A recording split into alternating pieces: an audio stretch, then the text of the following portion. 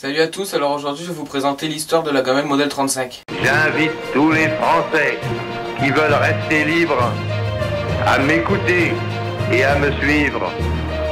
Vive la France, libre, dans l'honneur et dans l'indépendance. Donc je vais vous présenter ma gamelle française modèle 1935. Donc je l'ai acheté en braderie pour 5 €.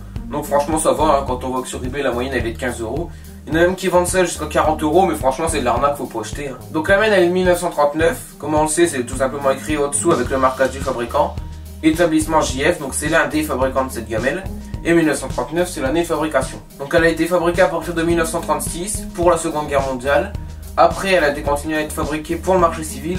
Et on avait aussi pendant la guerre d'Algérie, mais c'était beaucoup plus rare. Donc la gamelle française modèle 1935 remplace la gamelle française modèle 1852 qui avait déjà 83 ans. Donc elle est composée de 3 parties. Le couvercle qui servait de poêle ou de casserole. Le manche c'est tout simplement la partie qui servait à faire tenir sa gamelle fermée. Donc c'est pratique hein, parce que se balader avec une poêle Tefal dans son havre-sac c'était pas le meilleur.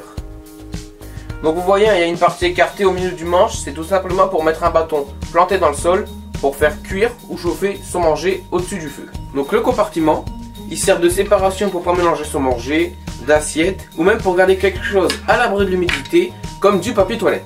Et le corps qui sert à stocker le plus gros de son manger. Donc comparé au premier modèle, il a les bouts de la poignée soudés alors que les premiers avaient les bouts repliés. Et même de manière générale, hein, les premiers modèles étaient de meilleure qualité que ceux d'après. Comme par exemple le compartiment ne s'enlevait pas facilement.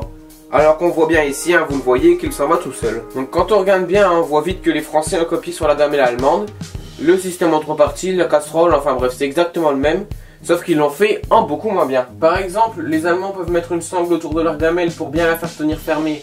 Les Français ne peuvent pas. Les Allemands ont une encoche sous la gamelle pour que le manche tienne bien. Les Français ne l'ont pas. Les Allemands ont un renfoncement sous la gamelle pour que le manche ne gêne pas une fois la gamelle posée. Les Français ne l'ont pas. Donc on voit vite que la gamelle allemande est de meilleure qualité que la gamelle française. Cette vidéo est terminée, j'espère qu'elle vous a plu.